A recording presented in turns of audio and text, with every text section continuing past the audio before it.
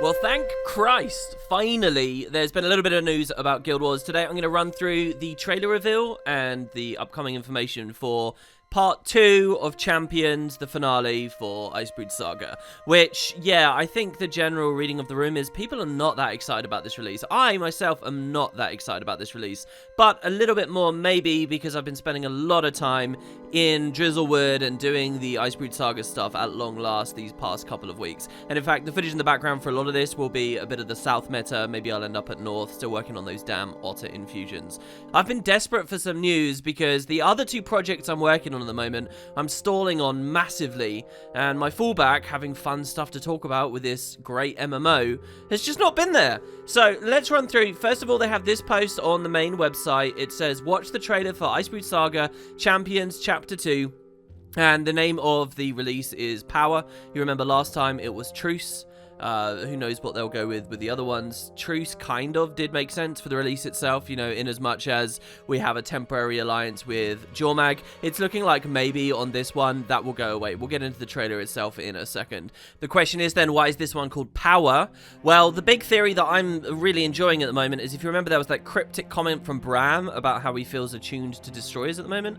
I think they'll reveal he's got some kind of power in connection with them that could ultimately make him the Primordus champion, and this whole prophecy comes forward. That's my idea at the moment. Maybe it's some other power, though. Maybe just the power of more allies. Who knows? But here they actually bump up some stuff on the timeline, and maybe this is a result of sensing the community's unrest, the community's boredom, and just sort of hands-offness with the franchise at the moment. They're saying, in November, we provided this estimated timeline for when you get to play all the future episodes of Champions. And we had originally planned the 4th chapter for May in 2021, but now we're actually aiming for late April. So what we're really talking about probably is like 2 weeks changing on the schedule, maybe 3, 4 if you're an optimist. To me, this comment isn't really interesting for the chapter itself, but maybe that has something to do with the End of Dragons timeline. And let's just reiterate the state we're in at the moment. The devs explicitly said that when this season ends, it doesn't necessarily have anything to do with the expansion. They did come out and say that. But it does stand to reason, it does seem to make sense that once the season's over, surely we'll be looking at End of Dragons. Now, if you remember when Season 2 ended and we went into Heart of Thorns, there was a long space between the two. Mostly, I think, because they'd started working on Heart of Thorns in kind of a very rushed manner. They hadn't had that development in tandem. Meanwhile, from the end of Season 3 to POF, there was barely any gap at all.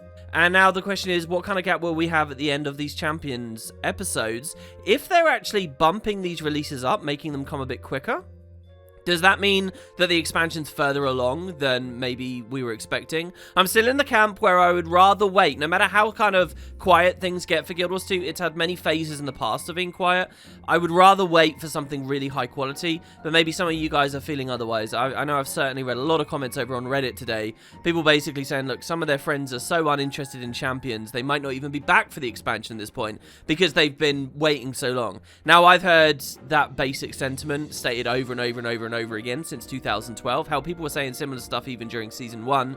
But, hey, maybe there is something to it. They also say on the post, Chapter 2 Power will have one global faction mobilization event available at release. If you remember, last time we had that, with an additional faction arriving on February 16th. And remember, if you're feeling out of the loop because you've played so little of these patches, you've watched so few videos on these patches, the idea is we're getting new allies and mobilizing people against the dragons as they devastate all these areas all around the world. So the question on your mind should be, well, who are the factions? And the trailer itself will tease at that. They say, when we announce release dates and content for future chapters, we'll know you the exact dates you can expect a new event to start. I am still generally excited about this, based on some of the data mining with the glaciers appearing in, what was it, Bloodtide Coast and stuff like that. A suggestion maybe we'll be able to return to Lake Doric. These are exciting concepts to me. The format, I think, is exciting, but the previous release was just so thin on the ground for how much content there was really there. I'm hoping that episode 2 just bulks it out more. That's all that needs to happen. Episode 2 needs to bulk it out more. So let's jump into the trailer, which really did not create a very big splash, let me say as well. You know, there are a good amount of comments on Reddit and the official forums, but not as many as you'd expect. There's not as many upvotes as you would expect. There's not as many thumbs up on the YouTube video. In fact, the YouTube video itself has a pretty substantive proportion of dislikes on it as well. It does very much remind me of Season 1. It's funny because they were kind of deliberately looking back at Season 1 for the Icebridge Saga, and in many ways that's brought them some of the similar press, I feel like. Anyway, let's watch it, see what we got. You face the least of what Primordus will bring. The death and destruction will make mortal wars seem as dreams. Work through me, Jormag, that through you the world might be preserved.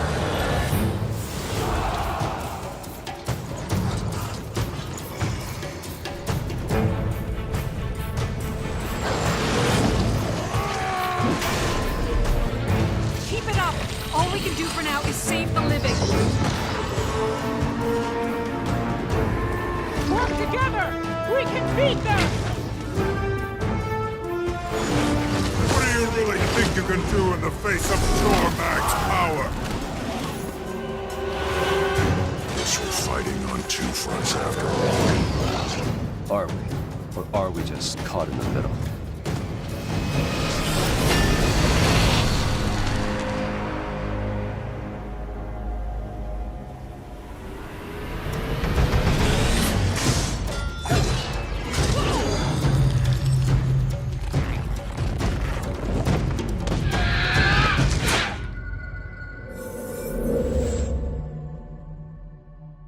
Alright, there you go. There's obviously a lot to go for. There's the footage itself, there's the dialogue that they're speaking, and then there's like the little notes about the kind of features and stuff that we'll get.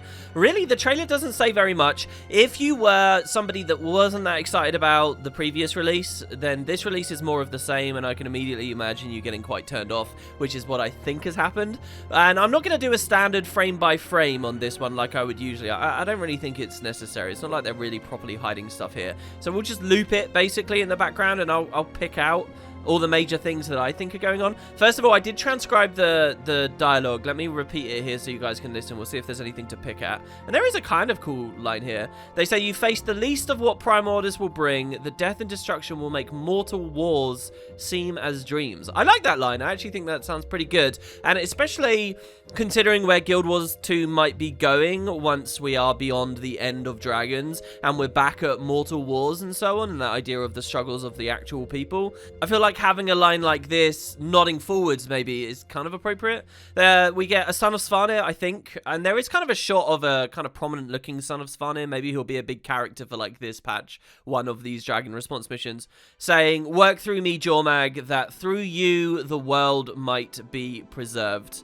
Doesn't really tell us anything. Then just general battle cry dialogue. Keep it up. All we can do for now is save the living. That's probably a line that will be said at Ebonhawk. As I'll say in a second, I think one of the new missions is going to be in Ebonhawk itself. Don't forget, we already did have kind of incentive to go to the Fields of Ruin, but that was just doing generic events. If you watched my previous video on this, it wasn't really new content, but I think for this release, we actually will see that there with the fallen angels and the people living there. I think that line is going to be in reference to that. Work together, we can beat them. What do you really think you can do in the face of Jormag's power? And then two last lines that I actually think might be kind of cool, because one is spoken by Ritlock and then one is spoken by Logan. And I do still really like these characters. I'm not very connected to many of the characters at this point, but those two I like, especially when they have a bit of back and forth, a bit of banter there on screen together. Ritlock says, guess we're fighting on two fronts after all. The suggestion that this truce that we had with Jormag in the previous episode is now fully thrown to the wind. And Logan then saying, are we, or we just caught in the middle? And really, the dragons are most interested in each other, and we're just pawns in the greater game here. So it's about what I'd expect from the dialogue in the trailer. We're not at a point in the story where there's a lot of political intrigue or mystery, like who this Lazarus really is and all that kind of stuff that we could look at during Season 3 and Season 4. But there it is. One thing I'm kind of mad at, maybe I'm wrong about this, but I really feel like they could have done us a favor and tell us how many new Dragon response missions are actually coming with this release. So we had 3 in the last release, which I felt was a little bit too light. I mean, you could consider the Ratasum docks thing a part of the patch, but it wasn't really a dragon response mission, right? So does it count? Well, this next release might be the same. It might just be 3 again with like a little short introductory thing like the Ratasum docks, or I'm hoping it will be 4, at least from the trailer here, and I'll run through these now. I'm pretty sure you can see 4 distinct different areas that there's stuff going on. First of all, my favorite is, as I mentioned just a minute ago, the Lake Doric stuff we saw from Date Mining. It's here. It looks amazing. So I actually kind of did a bit of a double take the first time I was watching this trailer with one of those shots where it's Lake Doric and all the water is frozen over. So it's just this big ice sheet. And I was thinking to myself, where the hell is that? That doesn't look like anywhere I've ever seen in the game. And then I realized, oh, of course it is Lake Doric. And a lot of the other shots in the trailer are taken from, you know, the cafes and stuff, which are now frozen over and look kind of hilarious with those white and red umbrellas stuck out like you're supposed to be on a sunny beachfront, but it's just snow everywhere. And then even, I think there's a couple of shots from deeper in as well. I think we see Krisha standing at that cool village place with the interesting wooden houses that you don't really find as assets anywhere else in the game. So I'm in love with the Lake Doric stuff. Any reason to go back to what is essentially, in my opinion, now an obscure area of the game is really fun. If you remember from a previous video, I mentioned it would be super cool to see the water level rise and then it freeze over. Like maybe since that season 3 stuff with the mini civil war, or I don't know whether we call it a full-blown civil war, they should have repaired the dam by now, right? Which means that the water should have risen again by now, right? And then it would freeze. From the trailer, it doesn't look like they did anything with the water level, but they got a good chunk of the way there. And, you know, I made this compliment before as well. I really do think when they put all the fiery effects and stuff around, say, Darren Fields and stuff, it did feel substantively different to its 2012 counterpart. I mean, don't get me wrong. I'm not saying it looks 2020 or 2021 quality. It still does look, you know, about a decade old as far as the game's concerned, but they changed it enough that it was pleasant to me. And I think this transformation from Lake Doric has really exceeded my expectations, so I'm happy with that one. Going forward, it looks like there isn't going to be another one at Thunderheads. Again, this was somewhat predictable. Destroyers attacking down in those big old caves where you had that beautiful haunting music before. It'll be interesting to see that change from kind of quite an ambient, melancholy kind of environment before with all the Zephyrite singing and all that stuff to probably what is now going to be a frenzied, inflamed attack at the hands of the Destroyers. I like the idea of using this location because of the whole Dragon's Blood weapon forge and all that stuff that went down with Kralkatorrik, and it's low down. I think Prime Orders would want to attack a place like that, and so that's what we see. Now, another shot, another area, and they don't include many references to this one. I'm guessing because it's kind of underwhelming to just look at. But it looks like we might be going to Snowden Drifts with Kazmir. I think that's what I'm seeing. And I'm actually kind of happy with that. Now, when we read the dialogue a second ago, one of those lines was from, like, a son of Svanir, right? And in this shot with Kazmir and these very brief glimpses at what I think is Snowden, you're seeing them prominently again. I'm actually kind of happy to see the Sons of Svanir have a bit of a role in the story here. There's a lot going on with, like, the formation of the Dominion and everything that's going on with the Char and all that stuff. But ultimately, if the Icebrood saga was going to be largely about Jormag, I would have expected a lot more with the Norn, but also that means a lot more with the Sons of Svanir. I feel like they've been drowned out this season. I really do. I mean, as a faction, they've always been pretty boring and pretty cartoony to me, pretty one-dimensional. How much can you really play with? But I feel like even Season 3's Bitterfrost Frontier did better at getting me to interact with the Sons of Svanir and have fun with that side of the story than the Icebrood saga has. And that's crazy to me. So having a dragon response mission that interacts with them a bit more, I think is crucial. And that is what it seems to be, as according to what I can see here. So that's 3 locations. And then the final location is Ebonhawk. We can see a lot of shots there. Again, I think some of the dialogue about getting people to safety might be in reference to that. There's some Crystal Bloom there. It looks like there's proper actual fighting. It's the Destroyers attacking that area of the worlds. In fact, I think even in vanilla, if you go to that heart nearby with the script, there are Destroyers attacking them right next to Ebonhawk anyway. Is that what's happening at that heart? I can't really remember anymore. But it looks like there's going to be something there. So that's 4 different locations. They're all reasonably interesting, especially Lake Doric I really quite like. The question is, are they going to be 4 fully fledged dragon response missions or just 3 in a little thing? I hope it's 4. Even if it is 4, I'm fairly worried about this patch feeling too light on the ground, just like the previous one. And there's actually another issue here too. Since I've got a lot more into the Icebreed Saga content since probably Christmas and New Year's, I've been doing a ton of strike missions. For example, getting all the strike mission runic armor and the runic cape and all that kind of stuff. I've been doing a lot of the replayable Icebreed Saga stuff, and the Dragon Response missions haven't factored into it. I've been back to the Bureau Marches a good amount. I've been to Drizzlewood a ton now. Drizzlewood has so much replayability built in there. I've been doing a ton of the strike missions, and the quality of the strike missions and some of the other content might not be up to snuff that some of you guys are expecting, but it was very replayable, and that's really what I'm entrenched in with the game at the moment. Dragon Response missions, I just haven't had the passion or enthusiasm for, and I find it kind of hard to find a group for them even if I do them. I still have to do some of the achievements for that release, and I've just not got round to it. So when it comes to today, and I'm wondering about this next episode and them adding a bunch more, well, are they just going to be a bunch more I play once and then don't go back too much? I mean, I applauded Dragon Response missions so much at the beginning of last release because it felt like that replayability was done very well. But compared to these nice little encounters I can do with strikes or all the loot and rewards I can get in Drizzlewood, I don't know. I'm really worried that it will fall flat. We'll see. The other thing is there's no reference to a new strike mission. That's what I think a lot of people were hoping for here. They didn't say anything about that. There's basically just this information that we've got the new weapons coming in, right? Another new weapon set, which is doing this Icebreed Saga thing of upgrading a previous set visually.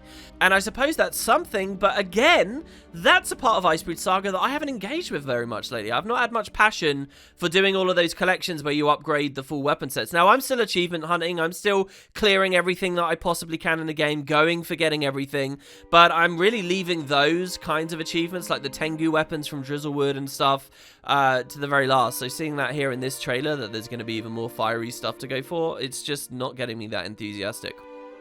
Speaking of Tengu, I guess that's the last thing to say. There is this idea of who are the new allies that we're going to be mobilizing. Now, the very final frames of this trailer seem to show the Tengu as well as the Skrit. So I'm not seeing people mention this enough, but I think that they will be the two factions. Do I think this is a hint to do with them being a playable race and stuff? No, not necessarily. I think that they'll just be kind of allying with us. It is, nonetheless, a pretty big moment in the story. For all these years and all these conflicts since 2012, the Tengu have not been friendly with us. They have not been mobilized. So the mobilization of the Tengu, I actually think is a very big story beat, and that of course does lead into interesting features for the expansion down the line where they may become playable and stuff. We've done those discussions. So I hope that ArenaNet actually does this well here. I mean, they've definitely emphasized it in the trailer, and that's a good sign. But if the Tengu just kind of get mobilized alongside all the other random factions that we're mobilizing at the moment, and they don't feel special, I think that'd be a bit lame, because it is something extra, and it is something more special to get the Tengu mobilized. Maybe we'll mobilize them here in the season and it's not really this big landmark, but later, right before End of Dragons, they'll open the gates to the Dominion of Winds or something like that. That would be very cool, and the devs are just going to wait off with it. But we'll see. I do think it's going to be the Skrit and the Tengu, and, you know, I like the Tengu, so it's cool to see them be there in the trailer. So that's it. That's all I really have to say. The last fact is that this is coming out on January 19th. This is the classic ArenaNet thing where we got a trailer in the evening. I'm actually recording this first thing in the next morning. And the patch will be out 7 days from now. So yes, on the next upcoming Tuesday, we'll be able to get in there. We'll be able to play it and see what they've really made for us. So there you have it, guys. It's not exactly one of the most anticipated patches the game's ever had, and I think I'm putting that lightly there. I would really, really like to know in the comments now that you guys are at the end of the video, where your excitement level is, where your bar is, what you guys think. And of course, if I missed something interesting in the lore or some kind of hint in the trailer, please do put them down there. I'll be in the comments reading as much as possible. To those who are excited about the Elder Scrolls project and those who are excited about Final Fantasy 12, do keep an eye out. You know, we're at the start of a new year. I'm feeling extra energized at the moment, and, you know, kind of just trying to write off 2020, the year of COVID. I know COVID's still here, and in fact, where I'm living, we're still in heavy lockdown right now. But, you know, you've got to think positively and move forward. So thank you, everybody. Let me know in the comments down below. I'll be there with you, and I'll see you next time.